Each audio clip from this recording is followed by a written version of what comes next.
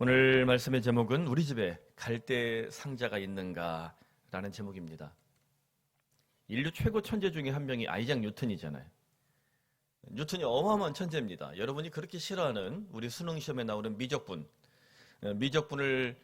최초로 이렇게 이렇게 성립한 사람이 누구냐 그래서 논쟁이 많은데 그 중에 한 명이 뉴턴이 이 이론을 세웠다 이런 이제 주장도 있습니다. 얼마나 천재입니까? 근데 이 뉴턴이 주식 투자를 했다가 크게 손해를 봤다고 그래요. 그래서 그가 이렇게 말을 했습니다. 이게 진짜 말했는지 모르겠는데 이런 글이 있어요. 복잡한 천체의 움직임은 계산할 수 있어도 인간의 광기는 미처 계산하지 못했다. 자기가 계산해 보니까 이렇게 투자하면 될 것 같더라 이거예요. 그런데 이 경제에 보이지 않는 손, 인간의 광기는 미처 계산하지 못했다는 겁니다. 그래서 제가 늘 얘기하죠. 여러분 주식 투자로 1억을 벌고 싶으십니까? 2억을 투자하시면 됩니다. 오늘 2억 투자하신 분 스미마센입니다. 인간의 광기는 천재 뉴턴도 계산하지 못했다는 겁니다. 오늘 우리가 읽은 최루국기 서론에도 인간의 광기로 똘똘 뭉친 인물이 등장합니다. 이집트의 왕 바로라고 우리말로는 되어 있지만 실제는 파라오죠. 이 파라오라는 인물입니다. 파라오의 광기를 볼 수 있는 게 출애굽기 1장 16절인데 파라오가 이집트에서 이스라엘 백성이 기하급수적으로 늘어나니까 혹시 쿠데타가 일어날까, 반란이 일어날까, 자신들의 어떤 치세에 위협이 될까 염려해서 인구 말살 정책을 펼치는데요. 다음과 같은 거예요. 출산할 때 아들이거든 그를 죽이고 딸이거든 살려두라. 아들은 죽이고 딸은 살려두라. 이게 얼마나 참 무시무시한 말입니까? 이 파라오가 이 광기를 뿜어낼 때 태어난 남자아이가 있죠. 바로 모세입니다. 모세는 태어날 때부터 파라오의 광기에 위협을 받았어요. 그런데 모세는 죽지 않았습니다. 오히려 이집트 공주의 아들로 입양되었어요. 모세는 이후에 이집트 왕자로 성장했고 먼 훗날 출애굽을 일으키는 위대한 지도자로 우뚝 섭니다. 어떻게 이 놀라운 일이 벌어졌을까? 그 집에 갈대 상자가 있었다. 무엇이 있었다고요? 우리 어린이 친구들도 많이 와 있으니까 이 네 글자 하나 따라 봅시다. 갈대 상자. 이 갈대 상자가 있었다. 그렇다면 이 갈대 상자는 무엇일까? 오늘 세 가지로 이 갈대 상자의 의미를 우리가 적용해서 묵상하면 좋겠습니다. 첫째, 믿음의 가정이 갈대 상자다. 무엇이라고요? 믿음의 가정이 갈대 상자다. 모세가 어떤 가정에 태어났을까 우리가 좀 궁금한데요. 1절, 2절, 출애굽기 2장 1절, 2절을 보면 이렇게 돼 있죠. 레위 가족 중 한 사람이 가서 레위 여자에게 장가들었다. 그러면 지금 부부가 결혼했는데 남편도 레위 사람, 아내도 레위 사람이라는 거예요. 그 여자가 임신하여 아들을 낳았는데 그가 잘생긴 것을 보고 석 달 동안 그 갓난아기를 숨겨두었다. 우리가 보면 모세 부모는 둘 다 레위인입니다. 그러니까 성경을 조금 읽어보신 분들은, 구약 성경을 조금 공부해 보신 분들은 12지파 중에 이스라엘의 12지파가 있잖아요. 12지파 중에 한 지파를 하나님이 거룩한 제사장 가문으로 구별하셨어요. 그게 어떤 가문이에요? 레위인입니다. 그래서 많은 사람들이 이 설교를 하면서 이렇게 해석을 해요. 모세 부모는 둘 다 레위인이고 제사장 가문이라 영적 가문에서 출생했다. 이렇게 말하는 거죠. 이게 완전히 틀린 말이라고 하기는 좀 애매모호합니다. 근데 좀 틀린 말이에요. 왜냐하면 성급한 해석입니다. 왜냐하면 이때까지 레위 지파는 제사장 가문이 아니거든요. 이때까지만 해도 레위 지파는 그냥 이스라엘 12지파 중에 하나였거든요. 언제 이 레위 지파가 하나님 앞에 제사장 가문이 되느냐? 광야 시대입니다. 출애굽 사건이 끝나고 광야 40년을 보낼 때 민수기 3장 13절에 주님이 이렇게 말씀하시죠. 레위인은 내 것이다. 그래서 12지파 중에 레위인을 특별히 거룩한 제사장 가문으로 구별해서 레위인은 내 것이다. 영적 장자다. 이렇게 구별을 해내는 거예요. 이때부터는 이제 레위 지파는 거룩한 제사장 가문, 영적 가문 출생 이 말이 맞는데 이전에는 어때요? 아직은 아니란 말이에요. 그래서 모세 부모가 레위인이기 때문에 모세가 영적 가문에 출생했다. 이런 말은 사실 좀 틀린 말입니다. 성급한 해석입니다. 저는 모세 부모가 어떤 사람들인지 이름을 통해서 좀 추론하는 것이 적절하다는 생각을 갖습니다. 성경에서 그 이름은 그 사람의 정체성을 보여주는 경우들이 종종 있거든요. 그 이름에 그 사람의 정체성 혹은 그 가문의 정체성이 드러날 때가 좀 많다는 겁니다. 출애굽기 6장 20절에 모세의 부모에 대해서 이렇게 정확한 이름을 기록합니다. 때때로 성경에 이름이 정확히 기록될 때는 아주 훌륭하거나 아주 나쁜 새끼거나 이 둘 중에 하나거든요. 아주 훌륭한 사람들인가 봐요. 모세 아버지 아므람은 그들의 아버지의 누이 요게벳을 아내로 맞이하였고 그는 아론과 모세를 낳았다. 자, 아버지 이름은 아므람, 또 어머니 이름 뭐예요? 요게벳. 그러니까 아므람과 요게벳 이 두 개의 이름이 지금 등장하고 있습니다. 참 재밌죠? 근데 이 아므람이라는 이름의 뜻이 높은 자의 혈통이라는 뜻이고요. 요게벳, 여호와께 영광이라는 뜻입니다. 그냥 그 이름 자체만 봐도 아므람이 꽤 괜찮은 집안에서 이 혈통을 가지고 있었겠구나라는 생각을 좀 갖게 하고 요게벳은 꽤 믿음이 좋은 사람이었구나라는 생각을 갖게 만듭니다. 그래서 이 모세가 어떻게 성장하느냐? 높은 자의 혈통으로 여호와께 영광을 돌리는 부모로부터 출생했다. 우리는 이렇게 이 문자적 의미를 좀 찾아낼 수 있습니다. 실제로 모세가 어떻게 성장하는지 우리는 9절, 10절 이후의 후문맥에서 이렇게 볼 수 있죠. 바로의 딸이 그에게 이르되 그는 요게벳입니다. 요게벳에게 이르되 나를 위하여 이 아기에게 젖을 먹이라. 내가 그 삭슬 주겠다. 여인이 아기를 데려다가 젖을 먹이더니 그 아기 자라매 바로의 딸에게로 데려가니 그가 그의 아들이 되니라. 여러분 지금 모세가 엄마가 둘이에요. 친엄마 요게벳이 있고 그리고 새엄마가 있어요. 새엄마 누굽니까? 바로의 공주. 이렇게 지금 등장한단 말이에요. 아마도 바로의 공주는 젖이 나오지 않는 상황이었던 거, 출산을 하지 않았으니까. 그리고 아들이 매우 귀하지 않았을까 싶습니다. 그래서 이 모세를 만나자 자기 양아들로 입양을 하는데 젖을 먹여야 되니까 누가 젖을 줘요? 친엄마 요게벳. 아주 작전을 잘 짰습니다. 그래서 요게벳이 모세에게 젖을 먹이는 유모가 되었는데 실제로는 이집트 왕자가 된 모세가 누구에게 어린 시절 양육을 받습니까? 친엄마에게. 이스라엘의 아들로 하나님의 백성으로 양육을 받는다는 거예요. 여러분 실제로 아이를 키울 때요. 만 7세 이전에 교육된 것이 한평생 그의 세계관, 월드뷰라고 그러잖아요. 그의 세계관에 아주 중요한 영향을 미친다고 그럽니다. 만 3세 이전에 경험하게 하는 많은 것들이 이 아이에게 어마어마한 삶의 역동성이 될 수 있다는 것이죠. 그러면 여러분 자식을 키울 때 언제 잘 키워야 돼요? 만 3세까지 잘 키우셔야 돼요. 시온이에게는 아직 기회가 많이 남아 있습니다. 그 몇 살까지 잘 키워야 돼요? 만 7세까지 또 잘 키워야 돼요. 믿음을 가르치고 인격을 가르치고. 그러니까 내가 배워야 할 것은 다 어디서 배웠다는 말이 있어요. 유치원에서 배웠다. 이런 말까지 있을 정도잖아요.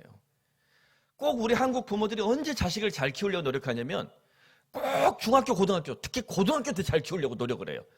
그때 잘 키우려고 그러니까 다 원수되는 거예요. 왜? 이미 공부 못할 애들은 공부 못해요. 너무 노력시키지 마세요. 애 인생 힘들어져요.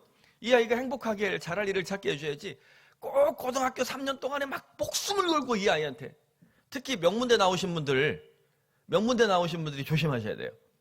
그때 내 자식도 명문대 가야지. 그러면 큰일 납니다. 그냥 이 아이가 좋아할 일을 시켜야지. 그때 꼭 잘 키우려다가 인생 다 그냥 자식이 원수되는 게 다 그때 벌어지는 거예요. 자, 다시 말합니다. 우리 청년들 결혼해서 애기 나오면 몇 살까지 잘 키워라? 3살까지. 그 다음 몇 살까지? 7살까지.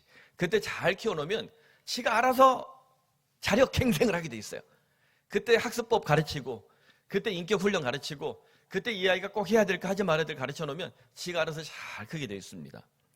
여러분 우리 이 어머니 요게벳, 아버지 아브람 이 모세를 보면서 왜 이렇게 정말 이 가족의 어떤 이 생명을 걸고 이 아이에게 투자를 하고 있거든요.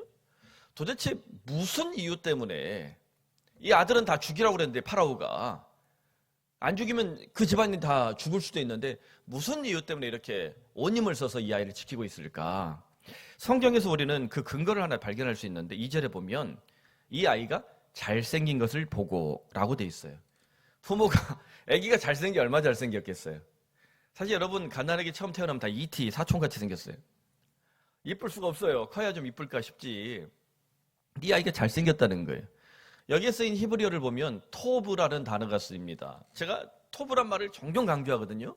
창세기 1장에 하나님이 천지 창조를 하시고 보시기 좋았다 말씀하실 때 그 토브를 써요. 보시기 좋았다. 토브를 계속 써요. 하나님 보시기에 좋은 게 뭐라고요? 토브. 사람을 보시기로 뭐라고 그래요? 심히 좋았다. very good이라고 그래요. 매우 좋았다. 토브, 매우드라는 단어를 쓴단 말이에요. 그럼 여기 토브가 쓰였다는 것, 그냥 외적으로 얼굴이 잘생겼다는 의미를 넘어서 영적으로 어때요? 하나님이 보시기에 아름다운 존재, 이게 토브라는 겁니다.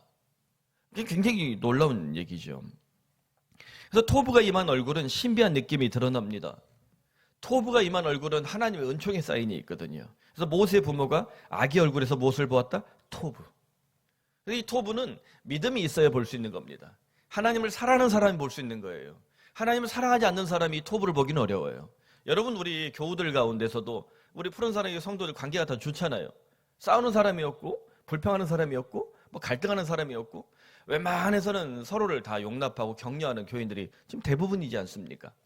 옛날에 우리 교회가 미숙할 때는 자꾸 약점을 말하는 사람, 단점을 말하는 사람, 문제를 말하는 사람이 종종 있었는데 그런 것들마저도 교회가 한 10수년을 이렇게 잘 성장하라니까 가족이 된 거예요. 영적 가족. 한번 따라해 봅시다. 우리는 푸른 가족입니다. 이게 코로나 때 우리가 이제 이런 운동도 종종 했단 말이에요. 나는 푸른 사랑의 교회입니다. 이런 운동도 했단 말이에요. I am이라는 운동도 했어요. 그러니까 그냥 편안하게 서로가 서로를 이해하는 모습들이 참 많죠. 그게 왜 그렇게 되겠어요? 믿음이 있기 때문에 그 믿음의 눈으로 볼 때 우리 서로에게 보이는 눈이 있는 거예요. 그게 바로 토브입니다. 한번 옆 사람에게 이렇게 경계해 볼까요? 토브. 토브. 그냥 이렇게 감탄하는 거예요. 참 보기 좋다. 참 아름답다. 믿음을 가진 사람에게 있는 이 신비한 얼굴, 토브. 그렇다면 여러분, 우리는 평소 모세 가문이 어땠을까 추론할 수 있겠죠. 하나님 보시기에 아름다운 믿음의 가정이 아니었을까. 그래서 이 간단하게 태어났는데 이 가족의 운명을 걸고 이 아이의 생명을 지키기 위해서 온 힘을 쓰고 있잖아요. 뭘 발견해서? 이 아이의 얼굴에서 뭘 봐서? 토브, 하나님 보시기에 아름다운 존재. 사랑하는 여러분, 가족이 가족을 향해서 토브를 발견하지 못하면 얼마나 불행한 일입니까? 남편이 아내를 보고 토브를 발견하시길 바랍니다. 또 아내도 남편을 보면서 토브를 발견하시기 바랍니다. 꼭 정우성, 장동건만 찾지 마시고 내 남편이 그보다 잘생겼다들 감사히 여기시며 그렇게 토브를 발견하시기 바랍니다. 부모는 자식을 보며 또 자녀는 부모를 보며 이 토브를 발견할 수 있기를 바랍니다. 그런 믿음의 가정에 하나님의 갈대 상자가 임할 것을 저는 믿습니다. 우리 푸른 사랑의 교회 가정마다 믿음의 가정이 되어서 갈대 상자 되길 축복합니다. 자, 둘째, 교회가 갈대 상자다. 무엇이 갈대 상자라고요? 교회가 갈대 상자다. 자, 아기가 3개월이 지나면서 울음소리가 커졌습니다. 부모는 결국 어떤 선택을 합니까? 더 숨길 수 없게 됐죠. 3절에 보면 더 숨길 수 없게 되니 그를 위하여 갈대 상자를 가져다가 역청과 나무지를 칠하고 아기를 거기 담아 나일강가 사이에 두고. 우리가 창세기에서 역청과 나무지를 칠한 배를 하나 기억할 수 있죠. 뭡니까? 방주. 노아의 방주가 생각나죠? 이 갈대 상자가 작은 방주예요. 별로 감동이 없으신데 노아의 방주가 생명을 구원하는 커다란 나무 상자였다면 지금 이 갈대 상자는 아주 작은 나무 상자라는 거예요. 그래서 여기서는 오늘 얘기하지 않지만 이 나무 상자가 어디까지 가냐면 언약궤까지 갑니다. 언약궤. 하나님의 말씀의 법이 들어 십계명 돌판이 들어있고 만나 항아리가 있고 아론의 쌍난 지팡이 들어있던 언약궤까지 사실 확장해야 되는데 오늘 거기까지 가면 여러분 다 집에 가니까 오늘 나중에 좀 언약궤까지 확장하는 건 나중에 보겠습니다. 여하튼 여기까지만 봐도 좋아요. 이 갈대 상자가 히브리어로 테바라는 말을 씁니다. 따라 봅시다. 테바. 이 테바가 성경에 딱 2번 쓰이는데 요게 쓰이고 큰 갈대 상자 뭐라고요? 방주도 테바라고 쓰여요. 방주도 테바, 또 갈대 상자도 테바. 이 테바의 의미가 무엇일까? 좀 더 들어가 보면요, 테바는 사실 배는 아닙니다.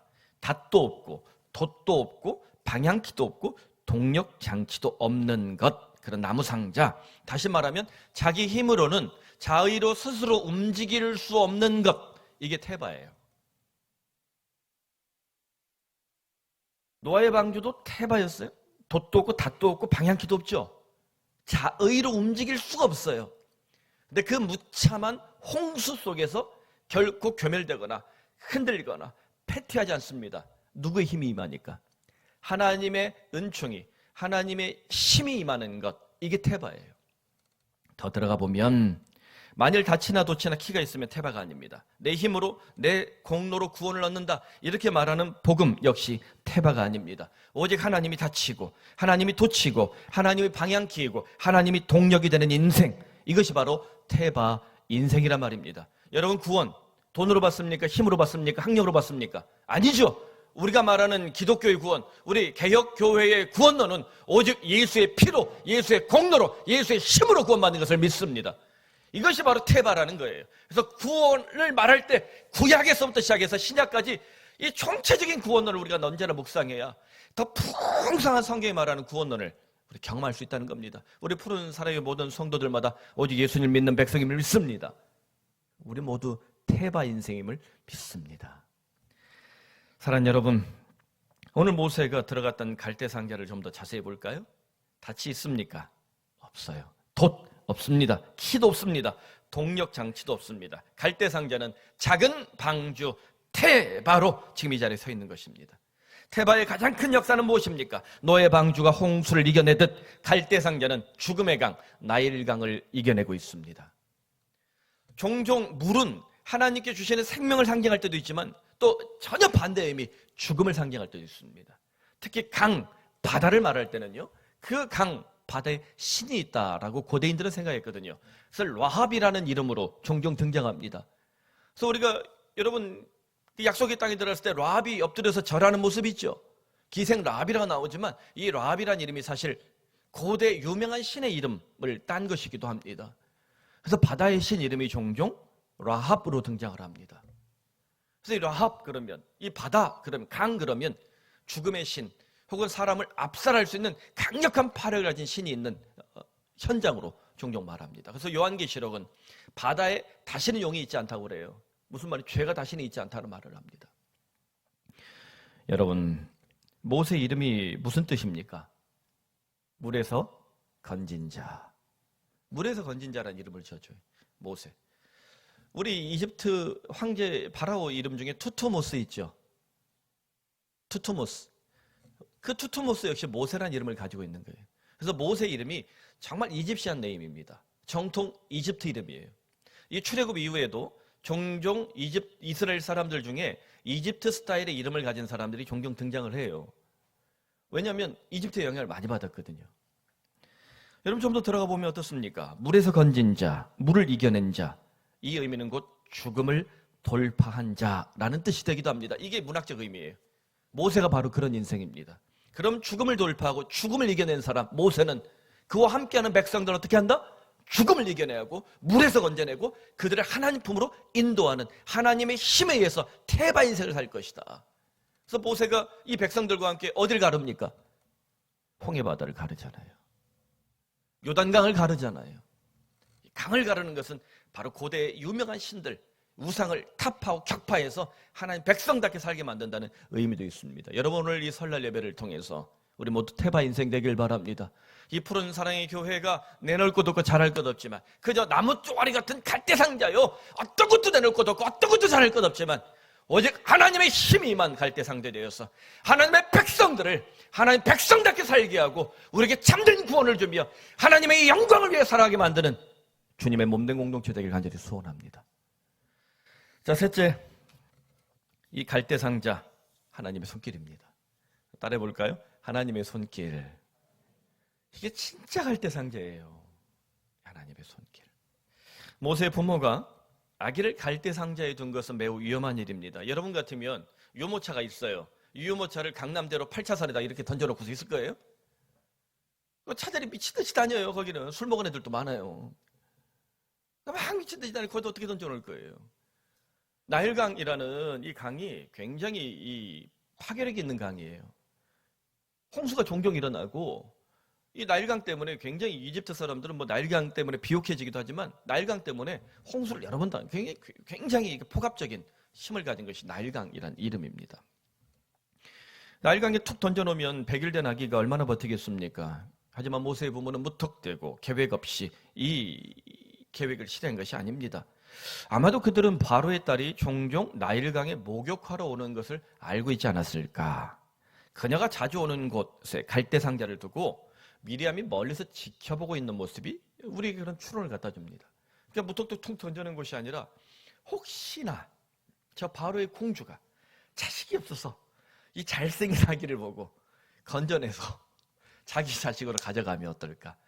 아니면 그냥 파라오의 궁궐에서 어떻게든 이 살아남게 해주면 어떨까라는 그런 이 간절한 마음이 있지 않았을까라는 생각을 해봅니다. 그래서 5절 6절에 보면 바로의 딸이 목욕하러 종종 나일강으로 내려오는데 시녀들이 나일강가를 거닐 때 그가 갈대 사이의 상자를 보고 시녀를 보내어 가져다가 누가 먼저 봤어요? 공주가 아마 이렇게 울었겠죠. 제가 울음소리를 종종 내야 이게 좀 여러분이 집중할까 봐. 애기를 보고서 아기가 우는 걸 보고 얼마나 그랬겠어요. 애기가 우는 걸 보고 두 가지 마음이 들 수 있어요. 아, 이 새끼 또 우네. 팍. 어머, 아기가 울고 있네. 그러니까 좀 감동적인 이 육아, 부부가 감동적인 육아를 하는 짤이 하나 떴어요. 영상이. 아내가 새벽에 남편이 깰까 봐 혼자 아기를 토닥토닥 이 젖을 먹이는데 얼마나 힘들겠어요. 남편이 눈치를 채고 일어나서 아내한테 이렇게 쇼를 덮어주더니 자기 등을 이렇게 뒤로 해서 이렇게 탁 대주는 거예요. 아내를 쉬게 해주는 거죠. 그는 아내를 자기하고 자기가 이제 애를 이렇게 케어하면서, 아내도 이제 자고 있으니까 남편이 이렇게 덮어주고 또 아내를, 애기를 안고. 이게 얼마나 참 보기 좋. 저는 한 번도 그렇게 해본 적이 없어요. 저 같은 남자를 만나면 안 돼요. 그러니까 그런 따뜻한 마음을 가진 남편을 만나야 되는 거예요.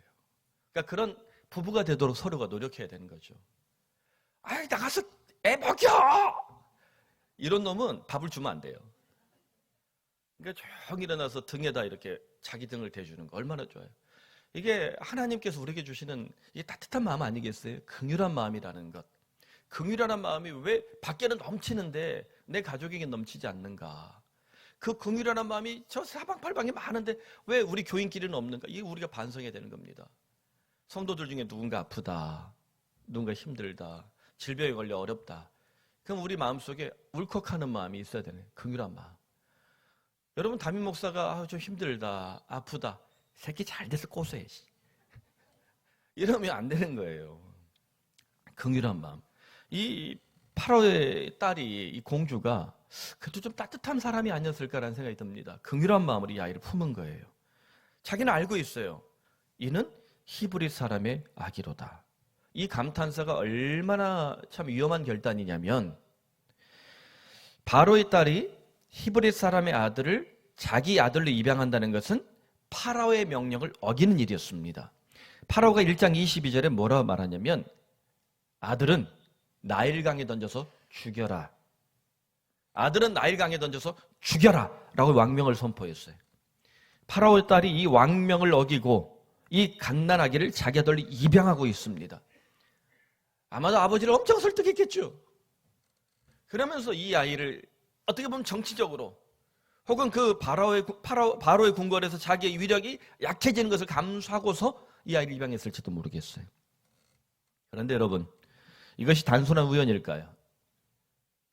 모세의 부모는 아마도 하나님의 손길을 굳세게 믿고 그들이 이 하나님의 계획 앞에, 하나님의 손길 앞에 이 아이를 툭 던져놓지 않았을까라는 생각을 했습니다. 여러분, 우리 인생 살면서 우리 자녀들 걱정이 많이 되시잖아요. 대한민국이 세계 10대 경제 대국입니다.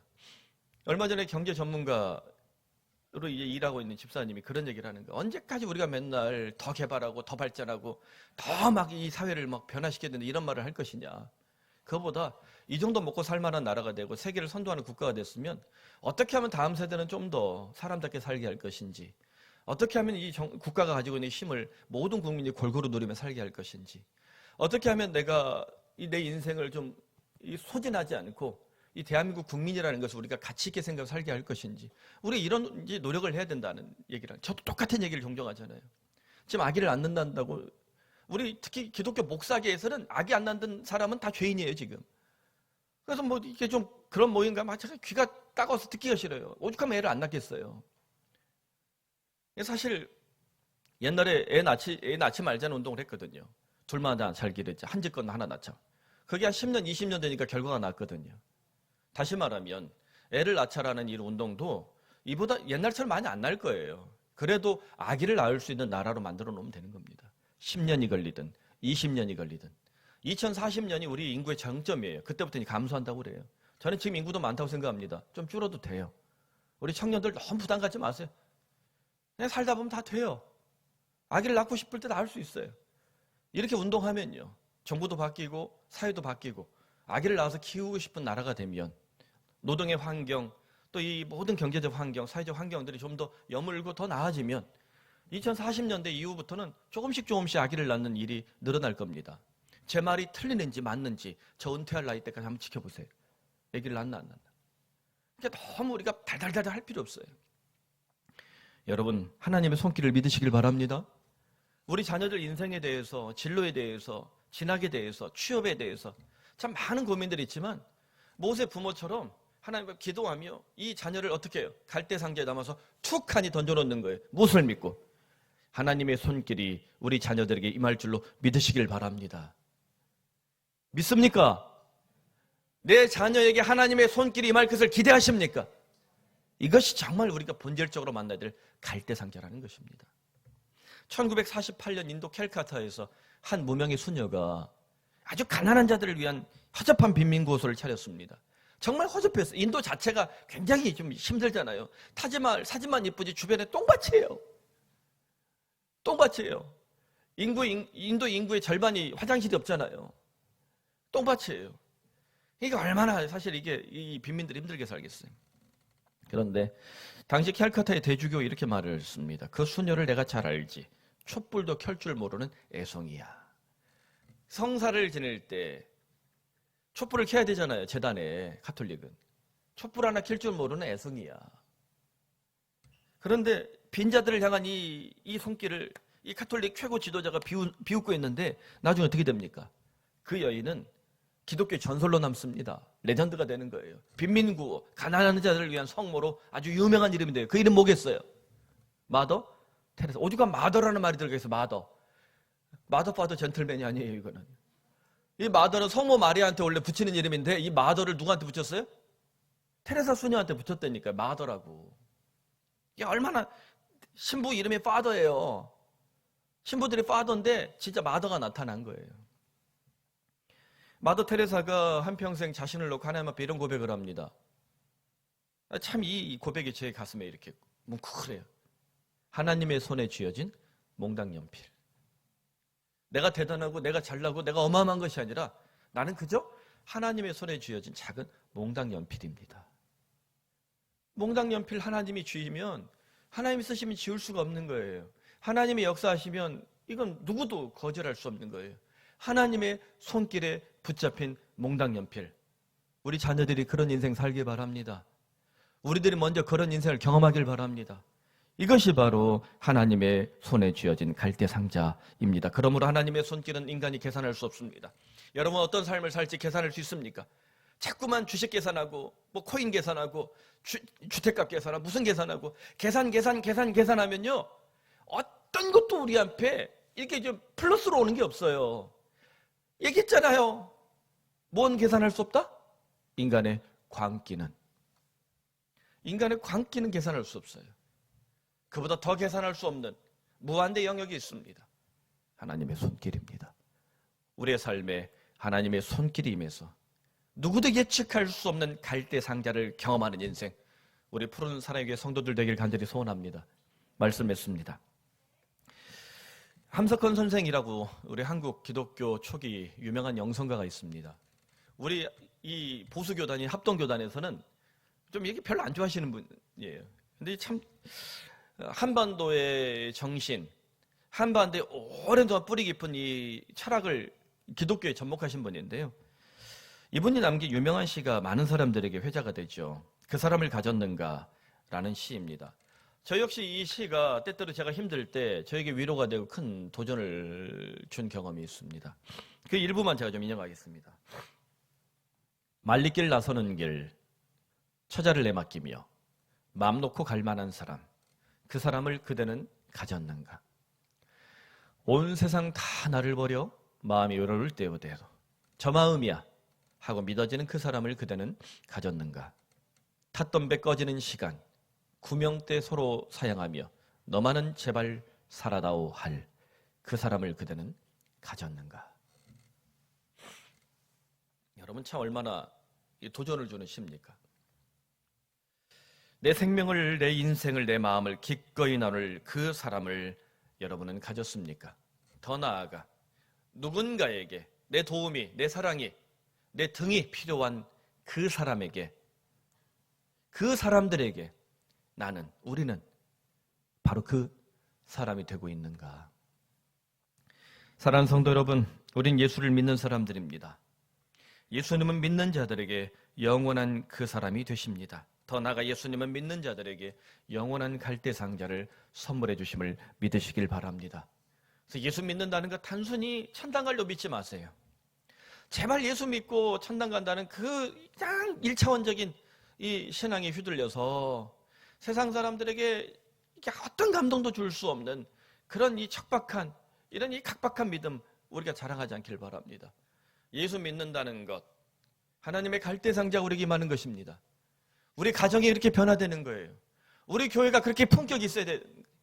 우리 인생이, 우리 삶이 내가 예수 믿기 때문에 하나님의 손길이만 갈대상자가 되어서 나만 복받고 나만 잘 되는 것이 아니라 내 주변에 있는 무수한 사람들에게, 수많은 사람들에게 예수님의 이 투오브, 이 생명의 숨결이 나를 통해서 그들에게 전파되는 것, 그들에게 선물이 되는 인생, 우리 교우들이 이와 같은 복을 누릴 수 있길 바랍니다. 이렇게 우리가 제발 예수 믿길 바랍니다. 이 믿음이 우리 교회 안에 상식이 되길 바랍니다. 그러므로 우리 가족이 생명을 살리는 갈대상자 되길 바랍니다. 우리 교회가 갈대상자 되어서 무수한 사람들 예수께 인도하는 생명의 터전이 되길 바랍니다.